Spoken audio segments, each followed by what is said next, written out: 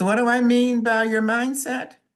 I mean giving yourself the permission to have challenges, permission to maybe fail once or twice, permission to have to do things differently. So it's time now to think in a different way.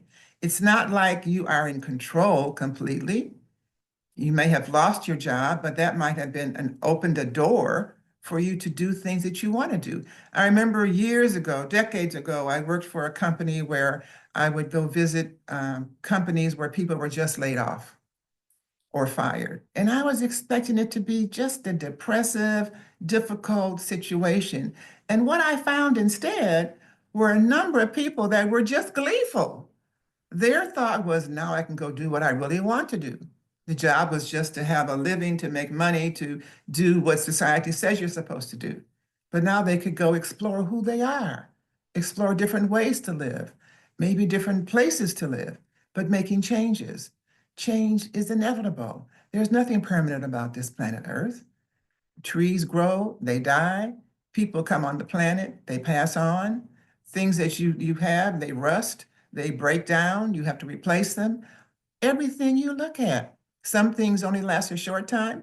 Some things last a long time, like our cities, our buildings, the concrete that we walk on.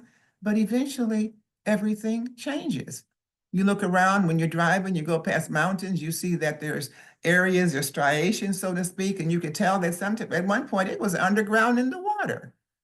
So even the Earth planet changes, everything changes. So now you have to change a little bit. Your life maybe has changed, your attitude has changed. How can you bring yourself back to a positive perspective? You can do it. There's something positive to find in everything. When I did not renew my contract, of course, I was disappointed, a little depressed for a little while, but I was like the people that lost their job when I was working for that company. And I said, well, now I can do what I want to do. So what did I want to do? I wasn't sure. But then I knew I just had to start listening.